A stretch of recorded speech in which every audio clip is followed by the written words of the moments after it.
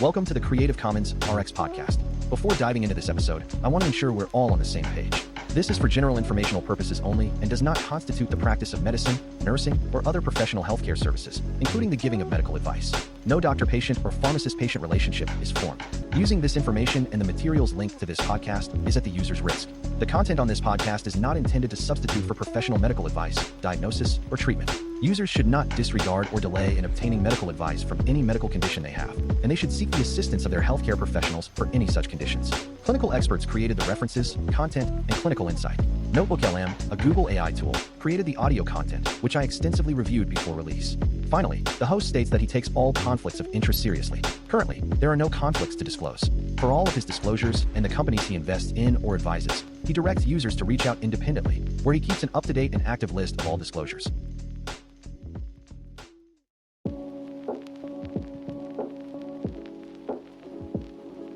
Welcome back to the Deep Dive. Today we're taking a close look at a medical crisis that is incredibly common, yet it seems to constantly surprise clinicians: anticholinergic intoxication. It really is. I mean, this isn't some rare exotic poisoning. This is something that any acute care provider sees regularly. And when you say regularly, what kind of numbers are we talking about? Well, if you look at all the acute poisoning admissions that present with, severe delirium, that state of confusion and agitation, anticholinergic intoxication makes up a huge slice of that pie, something like 15 to 20% of those cases. 1 in 5. That's a sobering statistic. We're not talking about a niche toxicology problem here at all. Not even close. And just to give you a sense of the scale, U.S. poison centers reported over 99,000 exposures in 2014 alone. And it's just fueled by how common these agents are. So that's our mission for this deep dive. We need to go beyond the familiar mad as a hatter stuff. Right. We want to identify the surprisingly common sources, many of which are probably in your bathroom cabinet right now, and, I think most importantly, reveal the one test that separates a treatable case of agitation from a sudden, life-threatening cardiac emergency. EKG. The EKG. Precisely. But maybe we should start with the mechanism. At its core, the problem is what we call competitive antagonism of acetylcholine, or AC. Okay. This neurotransmitter is being blocked specifically at its muscarinic receptor sites. And that disruption, that blockade, it affects everything from your brain to your sweat glands. So really, when we say anticholinergic, it's more accurate to call it the antimuscarinic toxidrome, isn't it? Because that's the specific site of action. Absolutely. It's a small nuance, but it's important. Now, the sources, they really fall into two big buckets, and the difference is critical for understanding the risk. Okay, what's the first bucket? The first are the primary anticholinergics. These are the usual suspects, the drugs where blocking muscarinic receptors is the whole point. Think atropine, scopolamine, or those bladder spasm medications like oxybutynin. And the natural sources, too, I guess, like Jimson weed or deadly nightshade, atropa belladonna. Yes, exactly. And while they cause that classic toxidrome, they usually stick to that script. The real danger, the really complex cases, they come from the second category. The mixed effects agents. Mixed effect agents. These are the common culprits, and they are why this toxidrome can be so deadly.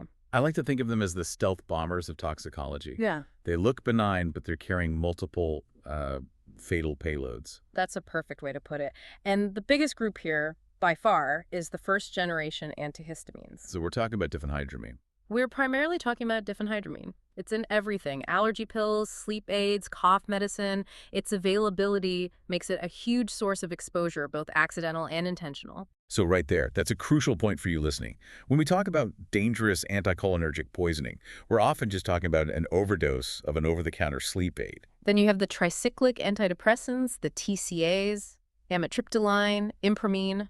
These are proportionally a much larger source of intentional poisonings, and they're infamous for their cardiotoxicity. And finally, there are other drugs that just happen to have these properties, right? Like muscle relaxants, cyclobenzaprine. Cyclobenzaprine is a big one, and some antipsychotics, too, like olanzapine or quizapine.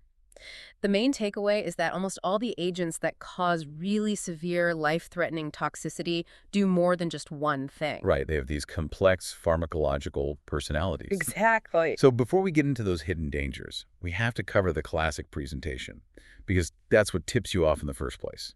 And this is where that famous mnemonic comes in, isn't it? It is. The classic 6-part rhyme.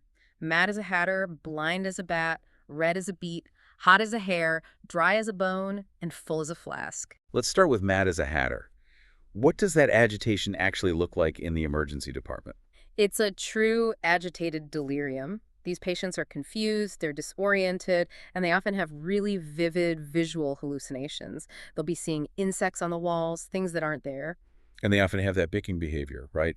At their clothes or the sheets. Yes, that's carphologia. It's a very distinctive, non-purposeful picking motion. It's a classic sign.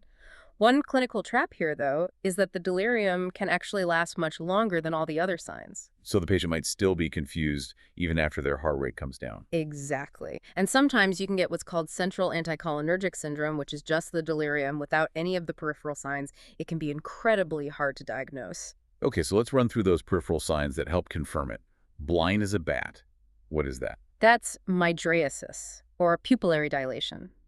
Their pupils are huge, vision is blurry, and they're incredibly sensitive to light. And then the heat and color. Red as a beet and hot as a hair. So you get flushed skin, that's the red as a beet, and hyperthermia. And that fever can get dangerously high because they're agitated. And critically, they can't sweat. They can't cool themselves down. And that leads directly to maybe the most important physical finding of all. Dry as a bone. This is the absolute clinical pearl. The dry skin, the dry mucous membranes, the total absence of sweating. We call it anhidrosis. This is how you distinguish it from its closest mimic. The sympathomimetic toxidrome. From things like cocaine or meth. Exactly. An agitated patient who is diaphoretic sweating buckets is almost certainly sympathomimetic. But an agitated patient who is bone dry. Is anticholinergic until proven otherwise. It's a huge differentiator. And the last one, full as a flask. Urinary retention.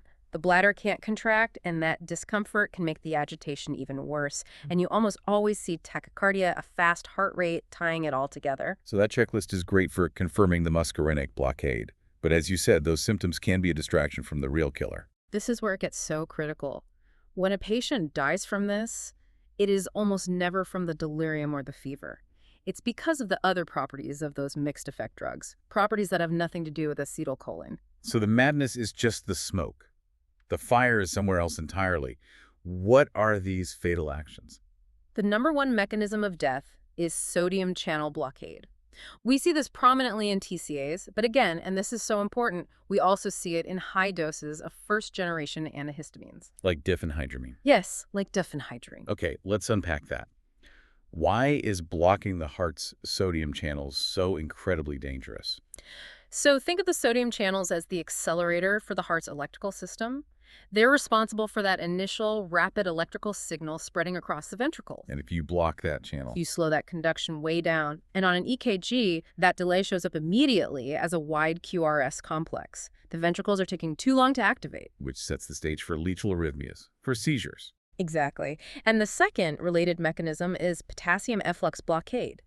This can prolong the heart's recovery phase, its reset time. And that shows up on the EKG as QTC prolongation. It does. And the big risk there is that chaotic, twisting rhythm called torsades de pointe, which can quickly lead to cardiac arrest. So you have two separate cardiac threats from the drug's other properties. This is huge for anyone listening. It means you have to treat this as a dual poisoning. One for the brain, one for the heart. And you cannot treat the brain until you know what the heart is doing. Which brings us to the diagnostic step that is absolutely mandatory. The EKG. It's non-negotiable. Every single patient with suspected anticholinergic toxidrome needs one, especially if you're even thinking about using the antidote. And we have to remember, routine tox screens often miss these drugs. So the EKG and your clinical exam are all you have. It's right. Okay, so we've got the EKG on. What are the specific patterns we're hunting for that scream sodium channel blockade? You're looking for a wide QRS. Anything over 100 milliseconds is concerning, and over 120 is very serious. But the classic pattern is a wide QRS, a deep S wave in lead I, and crucially, a tall R wave in lead AVR. That tall R and AVR, that's the one. That's the lightning rod that tells you to stop everything. It is the instantaneous signal of severe cardiotoxicity, and finding it has immediate life-saving implications for how we manage the patient. Because if you see that, you absolutely cannot use physostigmine, the antidote for the delirium. Correct. The cardiac finding dictates the entire management strategy. And speaking of physostigmine, it can also be used as a diagnostic tool itself, can't it? The so-called physostigmine challenge. It can. A small IV dose can rapidly reverse the delirium if it's truly anticholinergic. And if it works, it confirms the diagnosis and can save you from a huge, expensive neuro workup like a CT or a spinal tap on a very agitated patient. Okay, let's move to management. We've got our agitated patient. We've run the EKG, and it's clean, no signs of cardiotoxicity. What's the plan? First is supportive care. Protect their airway if you need to. A Foley catheter to relieve that urinary retention can actually calm them down quite a bit. And for the hyperthermia, active cooling, misting and fanning. And then for the delirium itself, with that clean EKG, we go to physostigmine. Physostigmine is the treatment of choice. It's a tertiary amine, so it crosses the blood-brain barrier and reverses the delirium at its source. And the data is just phenomenal. It reverses delirium in about 87% of cases. And that's way better than just sedating them with benzodiazepines. Oh, vastly superior. And you see significantly lower intubation rates, only about 1.8% with physostigmine versus over 8% with benzos alone. You're fixing the problem, not just masking it. So why are benzos so limited here? I thought they were the go-to for agitation.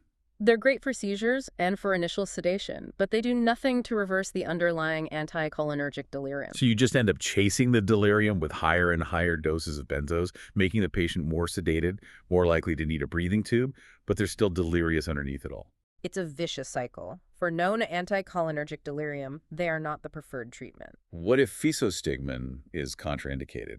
We've got that dangerous EKG, but the patient is still climbing the walls. In that case, dexmedetomidine is an excellent alternative. It's an alpha-2A agonist that provides sedation without suppressing their respiratory drive, a huge win over high-dose benzos. And its side effects, a slower heart rate, lower blood pressure, might actually be helpful in these patients who are often tachycardic and hypertensive. Exactly. You can sometimes normalize their vitals while you calm them. And if you have no IV options, rivastigmine, which comes as a patch or a pill, is another cholinesterase inhibitor that can work just more slowly. Okay, let's pivot to the true emergency. The UKG is bad. How do we manage those life-threatening cardiac effects? Here, it's all about membrane stabilization. If you see that wide QRS from sodium channel blockade, you give sodium bicarbonate immediately. And that helps by basically flooding the channels with sodium to overcome the block. That's the idea. And for the QTC prolongation and the risk of torsides, the treatment is magnesium sulfate. And one final crucial warning about seizures in this specific context. Benzodiazepines are your first line for seizures, but you must avoid phenytoin. Phenytoin is also a sodium channel blocker. Giving it will just pour gasoline on the fire. An absolutely critical point. This has been a full-spectrum deep dive, from the old rhymes to the EKG findings. So what is the one core lesson you want listeners to take away from this? The takeaway is this. A patient's fate in this toxidrome is not determined by how mad they are. It's determined by the hidden cardiac effects of the drug's other properties. The EKG is your ultimate guide. It tells you whether to treat the brain with physostigmine or treat the heart with sodium bicarbonate. That's the essential dynamic. And given that you can buy drugs like diphenhydramine over the counter, we have to treat every case not as a simple behavioral problem, but as a complex toxicology puzzle. You have to respect that the most benign-looking thing in the medicine cabinet can cause life-threatening cardiotoxicity. Always look past the delirium to the electricity of the heart. A fantastic deep dive. Thank you so much for guiding us through that. My pleasure. And thank you for listening to The Deep Dive. This is for general informational purposes only and does not constitute the practice of medicine, nursing, or other professional healthcare services, including the giving of medical advice. No doctor-patient or pharmacist-patient relationship is formed. Using this information and the materials linked to this podcast is at the user's risk. The content on this podcast is not intended to substitute for professional medical advice, diagnosis, or treatment. Users should not disregard or delay in obtaining medical advice from any medical condition they have, and they should seek the assistance of their healthcare professionals for any such conditions. Clinical experts created the references, content, and clinical insight. NotebookLM, a Google AI tool, created the audio content, which I extensively reviewed before release. Finally, the host states that he takes all conflicts of interest seriously. Currently, there are no conflicts to disclose. For all of his disclosures and the companies he invests in or advises, he directs users to reach out independently, where he keeps an up-to-date and active list of all disclosures.